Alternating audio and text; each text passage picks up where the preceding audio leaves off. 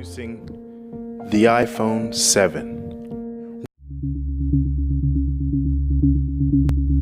Hey guys, Jonathan here, and inside this totally non-sketchy box is what should be one of the best looks we've had yet at the upcoming iPhone 7. And if you guys can get this video to 50,000 likes, which I know you can, when the iPhone 7 is out, I will give one away. So go ahead and smash that like button and definitely subscribe if you haven't yet so you don't miss out. Now once we're past the battered and beaten cardboard, inside that is some bubble wrap, which naturally we gotta pop a couple.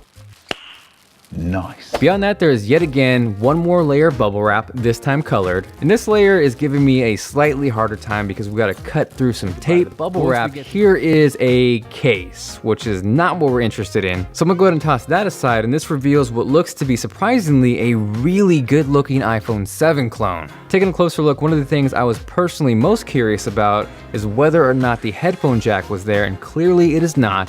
Now if we stack this side by side next to an iPhone 6S, it lines up pretty accurately with everything we've heard so far. Gone is the headphone jack, and in place of that is a second speaker grill, which in turn should give us stereo speakers on the iPhone 7. Personally, for the most part, I use wireless Bluetooth headphones, so I might actually fall towards the side of giving up the headphone jack for better sounding speakers. But regardless, if you were counting on the headphone jack staying, it is not looking good right now. Now the other noticeable difference when stacked side by side next to the iPhone 6S is of course the camera, which is way bigger. This lends itself to be an upgrade not so much towards the megapixel count, which should remain the same at 12, but rather larger pixels, which will actually be really helpful and is part of the reason the Galaxy S7 has such a great camera this year. Now with this clone lining up directly with the iPhone 6S, there is no sign of a dual camera. If we do see that, it's either going to be on the iPhone 7 Plus or the iPhone 7 Pro. The only thing up in the air right now is whether or not Apple's going to have 2 or 3 models. There is totally a chance we see the iPhone 7 and 7 Plus with the single larger camera, and then a third model, the iPhone 7 Pro with that dual pixel camera. Personally, I wish there was one camera option lineup, but to have to choose between models for a completely different and better camera is not going to be cool.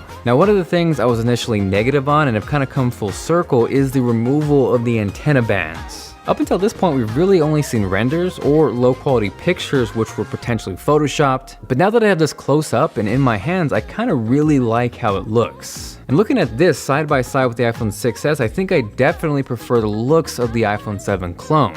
Now the downside and the reality check for everyone is that it looks really close to the iPhone 6S. There is not a lot different between the two. Obviously those who continually upgrade to a new iPhone every year are going to buy this phone, but if you're coming from an iPhone 6 or especially an iPhone 6S, this is not going to be drastically different. The one positive note is there should be a bump as far as storage goes, so the iPhone 7 should be the death of 16GB base iPhones. More than likely we'll see 32, 64, and 128GB models. And if we are to see the highly rumored 256GB model, I would suspect that's only going to be on the iPhone 7 Pro if that's released. Now by no means does this mean the iPhone 7 is going to be a bad phone. Based off this, I think it's going to look great, it's going to perform well, it's going to take fantastic photos and video. But again, the moral of the story is that it's not going to look that much different than the iPhone 6S.